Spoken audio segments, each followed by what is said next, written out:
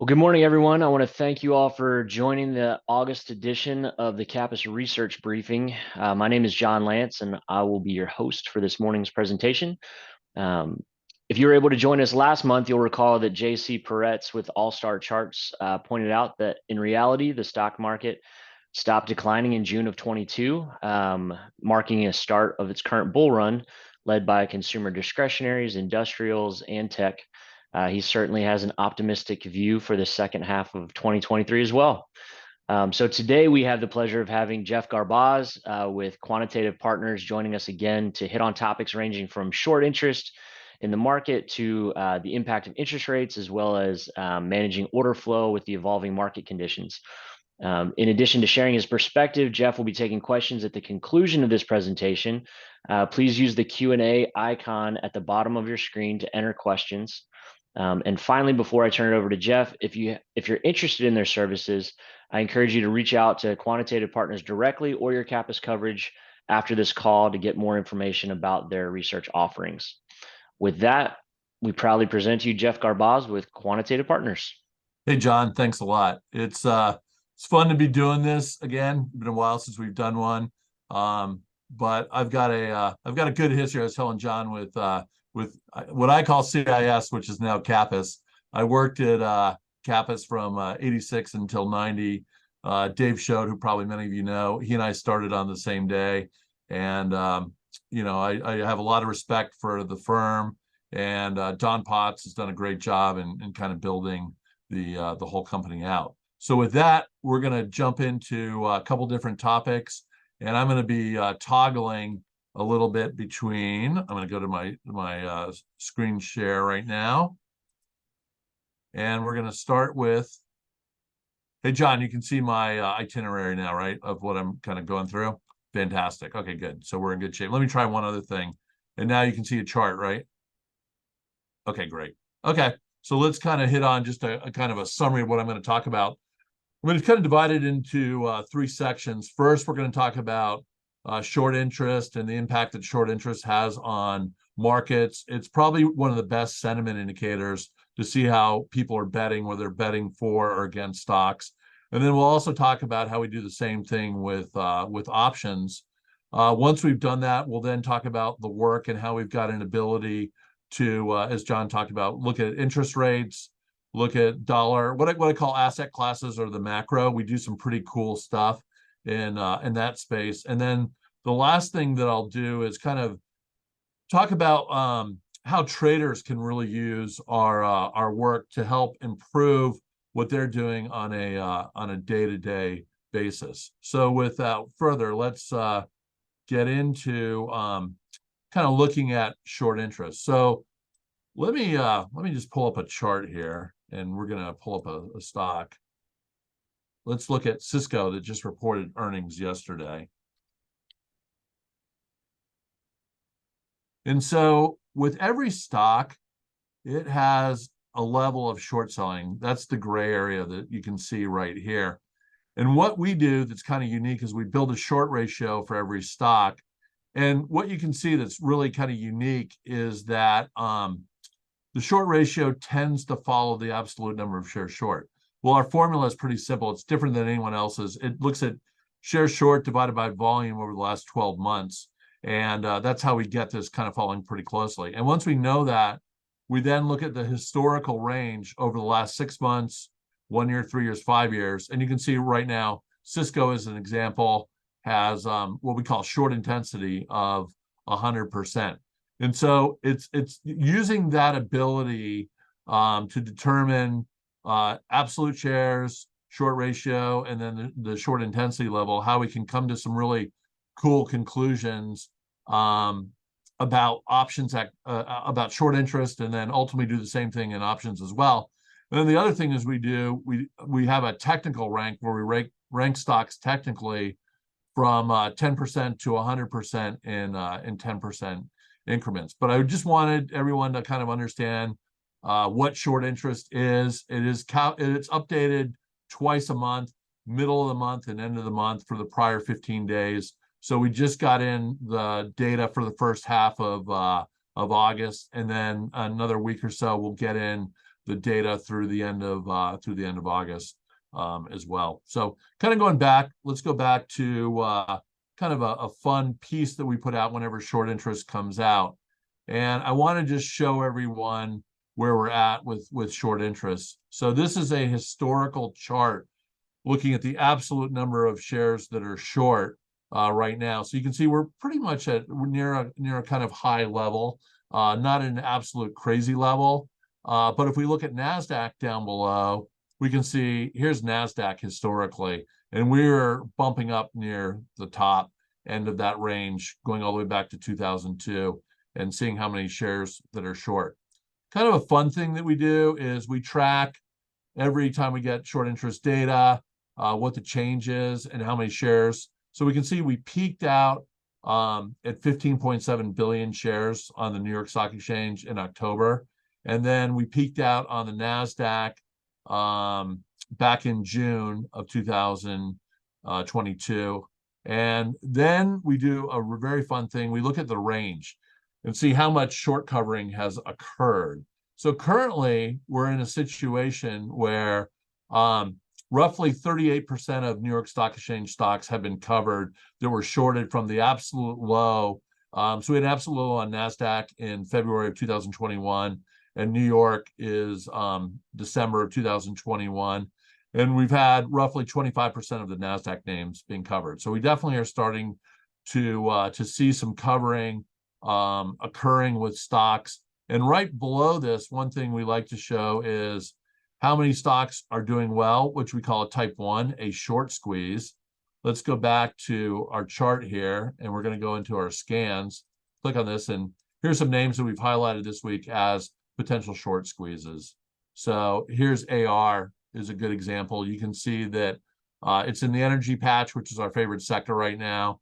And we have a tech rank at 100%, and we have short intensity at 68%. And so that's what makes this a type 1 short squeeze. Going back here, you can see we also track the 1s and the 3s, and we can see that right now we've got 250 short squeezes, and we've got 431 names where the shorts are making money with within the work right now. We also have a fair amount of what we call type 4. So let's take a look at what a type 4 is. Here's our list of type 4s for the current week. This is a good example of something that's a type 4. Crown Castle CCI has a tech rank of 10%. And again, on the tech rank, what we do is we look over the last 100 trading days, and we kind of go back in time, and we go back like 1 day, 2 days, 3 days, and 5, 7, etc. So that in the most recent 50 days, we're looking at roughly 16 data points. And then day 51 to 100, we're looking at 4. And so we get an overall rank. And you can see this is the lowest that we have. So basically, stock is being sold. No one's really short it. And so it continues to drop. And this is down a couple percent this week and just kind of broke the 100 level. So this is a really useful tool to get an understanding of what are short squeezes and what are long squeezes in a portfolio, and how you're managing your trading, which we'll talk a little bit later on within the process. So coming back to our presentation, one thing we also like to do is look at short squeezes and long squeezes in the S&P 500 and the NASDAQ. So let's go into here, and this is going to be a really interesting thing to see because the market's having some trouble here. We're kind of holding just barely at 4,400 on the S&P. So let's take a look at the NASDAQ first. So these are all the stocks in the NASDAQ 100, and I can sort this multiple ways. I can sort by the tech rank. We can see that we've got a few stocks that are doing really well that have a rank between 60 and 100. But if I reverse this, we can see that we also have a fair number of names that are between 10 and 30%. And we can see that we have a fair number of stocks that are very lightly shorted. And then we also have a fair number that are heavily shorted. So there's definitely some interesting stuff going on as it relates to the NASDAQ. And if we look at the S&P 500 right now, we can see that decent number of stocks technically strong. Our technically weak stocks are much greater now. You can see this list goes on and on and on. And so one thing that's interesting within our work is we like to look at and see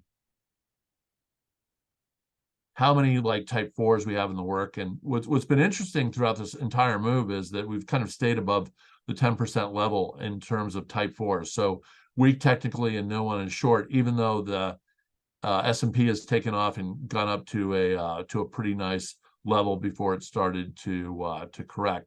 So that's something that we like to pay attention to within the work.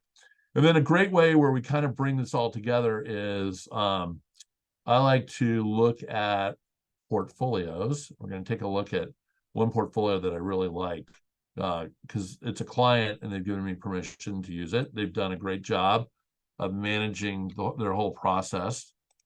It's their growth portfolio. And we can see that we can bring all this together, kind of see how things are doing. And this kind of gets into our second area, which we're going to focus on in a second, which is asset class type work. But over here is our DMA channel, which is our bias indicator. We can look at it on a daily, weekly, and monthly basis. And what's great about this portfolio is I can see that we're struggling a bunch on a daily, not as much on a weekly. And we have no stocks right now that are negative across all three levels. So that's kind of a key thing that we like to look at. And over here is what we call a trigger indicator, trend direction daily, volume swing on a daily basis, one of our volume indicators. And then we look at the same thing here weekly as well to get a good handle. But it's a great way to look at a portfolio very quickly and get an understanding as opposed to trying to go through, say, 20 charts and look at it one by one. Here your brain is able to see what's going on with respect to the work. And so moving down into this area right now, let's talk about how we look at asset classes within the work. We've created a really fun workspace. So what I'm clicking on now are kind of custom workspaces. And this is how we are able to look each week at how the entire market is doing. So up here are equities, and then here we've got value and growth ETFs, and then we've got bonds right here, the dollar, commodities, international, and then down here we've got what I call alternatives. So how are ETFs that focus on the short side, how are they doing within the work? And even down here, BTAL looks at like market neutral. So looking at the overall market right now, I'm not as when John started, he was talking about positivity for the rest of the year. It's been really strong. As a matter of fact, I'm just going to pull up a chart here very quickly. Let's just take a look at the S&P. So we've had a 5-month run. March, April, May, June, and July have all been up, and now we're starting to finally correct, kind of like we did in February. And it's a question of how far down do we go within the work? We never really know that per se within our work, but what we like to do is to look at tools like this to help us kind of guide us to get an understanding of what's going on. So on equities, all the indexes we look at or the ETFs are negative on a daily basis. The weekly have come back a little bit, and then the monthly is doing really well, looking pretty strong. I'm going to show this really quickly. So this is our DMA channel, and the whole idea is when we're above the channel, things are positive. When we're below the channel, things are negative. So here's the daily look, and down here is an oscillator. And this will be helpful for getting an understanding when we go back and we look at that macro in a second. And then here's the weekly. So you can see we kind of broke out back in March. We started to improve. We got neutral, and then we broke out above in April, and we've been there ever since. So it's really been a nice move. You can see back at the pandemic low, the work kind of turned around in here, went positive, had a little drop in here, but stayed really positive until we got into 2021, which was a tough year. We had a lot of red, a lot of periods below. And here is a monthly review of this. What's nice about the monthly is if you follow this, you're not going to make the mistake of being stuck in a 2000 to 2002 situation or an '07 into '09 period. Had some shorter periods where we struggled on multiple months, 2011 and 15 and 18. And then the pandemic was just a complete anomaly. But you can see last year was definitely a bit of a struggle year. So that's how we determine bias. To us, bias is a key thing to understand. Let's keep going down here on bias, and we'll come over and talk about our trigger indicators, which are more kind of timing tools that we use within the work. Bonds are definitely struggling on a daily, weekly, and monthly basis, especially TLT and LQD. So TLT is the 20-year Treasury, LQD are investment grade bonds, HYG is high yield. High yield is doing better because it's more closely tied to equities and specifically to small cap. The dollar remains really, really strong. Here's a nice chart of the dollar where we're kind of looking at the DMA channel two ways, both weekly and on a monthly basis. Commodities are now struggling again on a daily, somewhat on a weekly, not quite as much on a monthly. Really, not a lot of monthly stuff is negative, with the exception of treasuries right now within the work.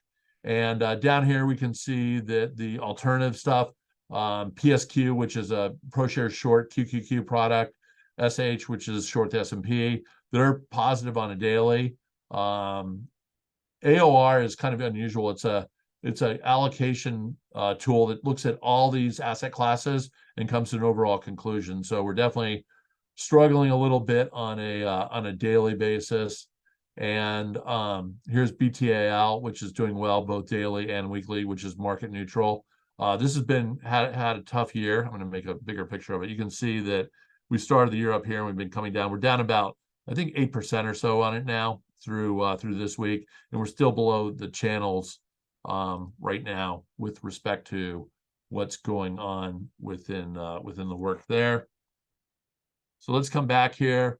So that's kind of how we do macro work within the second column. And third, what I'm going to do is kind of move into, we're going to take a look at what we call the value lines. The value lines are a really great tool for anyone who's a trader to use on a day-to-day basis. And you can see here, this is a Bloomberg chart. The product is available in Bloomberg. And so what we do every morning on any instrument that trades is we establish what resistance is for the day. So in the case of SPY for this morning, resistance is 442.70, pivot is 441.11, and support is 438.05. And then we also show opening ranges as well. This is done pretty early in the morning, so not as useful to see, but we look at like also the last 2-hour high and lows. So right now this morning we are trading at, I'm not going anywhere, I'm coming back, I'm just looking at my other screen. We're at 439.60.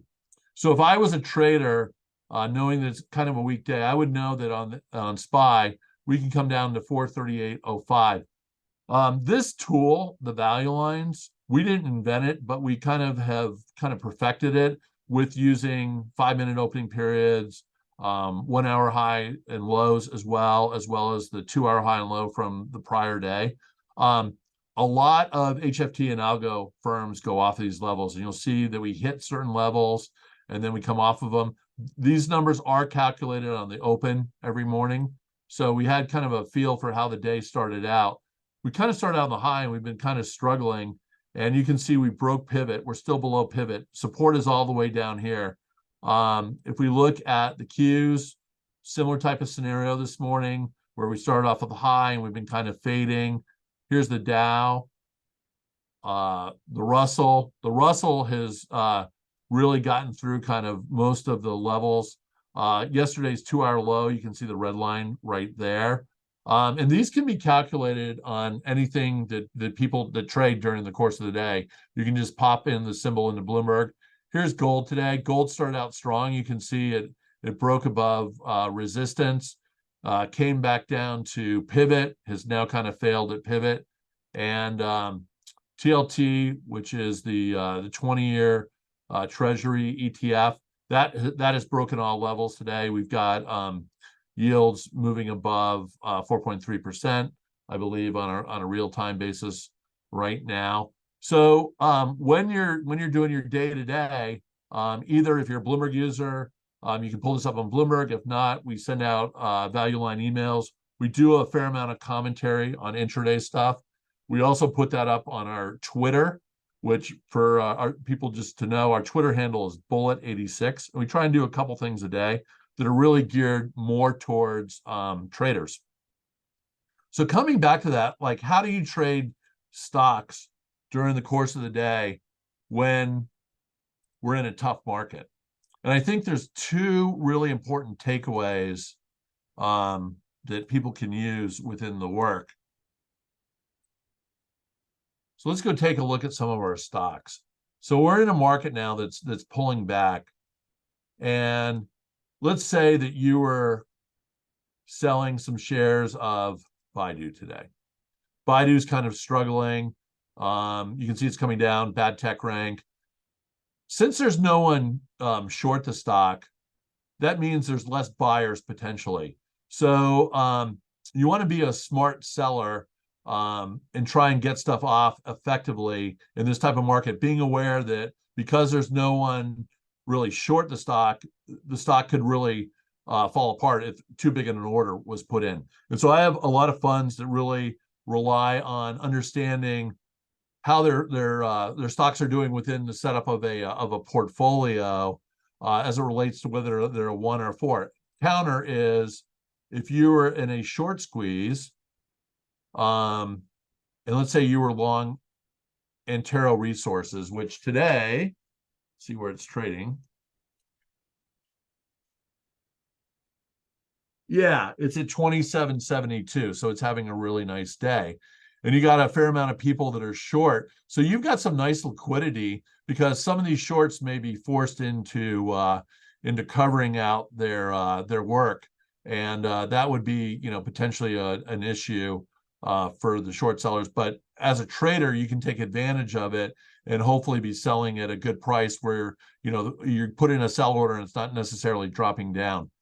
Last thing I'd like to hit on is our options work. So the options work is similar to short interest in that it's a sentiment indicator. And you can see real recently, I'm going to make this a little bigger so people can see. And in the case of Antero, all of a sudden we've had some call activity. So these red dots are when call activity gets too high. And when it comes down and we get the green, that means put activity is too high. We look at 4 things on options. We look at open interest, premiums, money flow, and the total number of contracts that trade. And what's been really interesting is that we've been in a period where haven't had excess put activity in almost a year right now. And typically we get that 3 or 4 times a year when we get pullbacks, but we've only had one real pullback this year so far, which was in February. So options, again, the value add as a trader is typically 1 to 3 weeks, and short interest can be useful on a 1 to 3 month basis. So that's giving a little perspective on how we think about the markets right now. One other quick thing just to show here is our work can do a nice job in looking at retracements. So we made the nice low in March and we peaked here. We kind of stalled out a little bit in April. So one thing we can do with our charting program is I can click retracement and I can very quickly see what the levels are where we're going to run into some potential support. And so right now on SPY, we are at 43.90. And I believe, let's see where we're trading right now. 44.04 is the level. No, we've come down a little bit. Yep, 44.04 is kind of right where we're at. So we're coming down to try and test this level. It's important to understand these levels. We do focus on it in our kind of additional notes that we put out and videos during the week. But we're definitely in a period where retracement levels are starting to be tested, and it'll let us know if we're going to have more downside action. So with that, I'll turn it back to John, and we'll see if we have any questions from people. And if not, I'll hit on a couple additional questions I typically get asked by people. Yeah, I'm not seeing any of the questions coming through, so feel free to use that chat um, button at the bottom, of the Q&A button at the bottom of your screen if you do have a question. But yeah, Jeff, I was curious, what are some of your um, perspectives, as far as I know you mentioned earlier in the presentation, kind of maybe disagreed with JC from last month, and so just kind of curious what your thoughts were for second half of 2023. Yeah, so one thing I didn't touch on, so we do a lot of work, obviously inside of chart room. That we also do work on is seasonality. And so what seasonality does is we go back 15 years and we look at how stocks trade on a seasonal basis. And so we can look at indexes as well. So here's the S&P 500 right now. And a key thing is that we're kind of like blue periods are best periods to be long, orange periods best to be short, and we've got a heat map behind showing where there's problems. So we're gonna, in another couple of weeks, we're gonna run into the seasonally tough time period, September, October, that everyone kind of knows about. And there's a good correlation there. So I am a bit worried about the fact that we've started a downside action in August, and it could carry in through this period. But then once we get beyond it, we've got potential for more upside. We just don't have the catalyst yet. And I'm going to show this. This is kind of interesting. I mentioned about the options not being extreme. And sometimes we go a little slower. Let's see. So here's the VIX. I have a VIX chart that I use. As you can see, I've got a lot of workspaces. Yeah, so here we go. Here's the S&P, and here is our option rank. So you can see, so last year, the June low, we had put activity get extreme. And usually that marks a good bottom. We had it also in May. We had it in March of that year. We had it at the December low. But you can see, I mean, here we are this whole year. We haven't had any extreme put. A little bit in March. We had not many sectors. We had several of them, but yeah, we had 5, which is not meaningful. We need to get to like 16 or so. So I would think as this selling occurs, one thing we would see is our extreme of put activity on a sector level continue to rise. So it was great. I mean, there was a great market coming into to August, and things have now changed a bit. If I go down to our sector review, so this is taking the tech rank of every stock and the short selling of every stock, and you can see right now, technically, we only have one sector that has a strong tech rank. That is energy. But look at how many are weak within the work. And then over here, here's high to low short selling. We have no sectors that have high short selling right now, and we have all these sectors that have low short selling. So the potential is for the type 4s to rise through this period. And our kind of viewpoint is the reason my company is called Quantitative Partners is we like to take a quantitative approach to things. And so we've kind of scaled back. We've made portfolios a bit more defensive in here. That's what we've been working with clients on, because we knew as we were coming into this month, we had 5 months up. And through yesterday, we've had 9 down days on the S&P, and the average over the last 10 years is down 9.33 days for the whole month of August. So it looks like with 12 days left, let's say we had 6 up and 6 down, we could get to 15 down days for the month. So the question is, what's going to be the catalyst that gets stocks going to the upside? Next week, we do have Jackson Hole. So there's potential for either more upside or more downside, because a lot of things have happened historically through time. After Bernanke gave a speech, it's been kind of a keynote place for the head of the Fed, in this case, Jerome Powell, to make a speech about what's going on. So we'll be watching that next week as well. But definitely it's a bit of a struggle right now, and you can take your time.